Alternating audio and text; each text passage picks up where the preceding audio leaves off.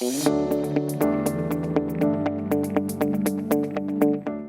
that you're all in your teams working away towards the final project, I'm going to answer the questions about team dynamic and teamwork tonight.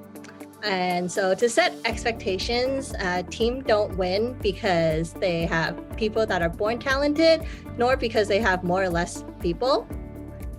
They win because they have good synergy and are able to communicate effectively so that everyone is on the same page.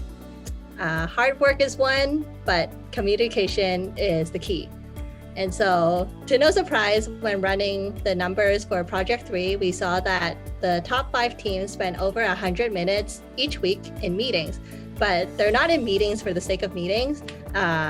They are actually constantly trying to address concerns, helping each other out, and bouncing ideas off each other to come to conclusions. And so the moment you form a team or go into a team, communication becomes an important factor to the success of a project. Now, let me ask you all a question. Why do you have Discord on while you play your games? You have to talk, right?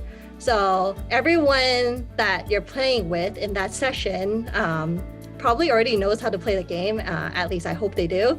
But because you're all trying to play the game as a collective group, you want to maximize your chance of winning.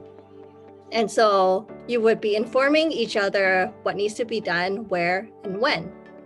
Just like in the real example, having good conversation allows everyone to understand how you're contributing to the team in order to move the project forward. And so this is why whenever we have the check-ins with your mentors, we go through each person to ask what you have been doing, what you will be doing, and if there's anything stopping you from completing the work you have at hand. And then with those alignments, team members and even your mentors can then get a good picture of all the dependencies and if anyone needs help on a certain task so that they can move on to the next.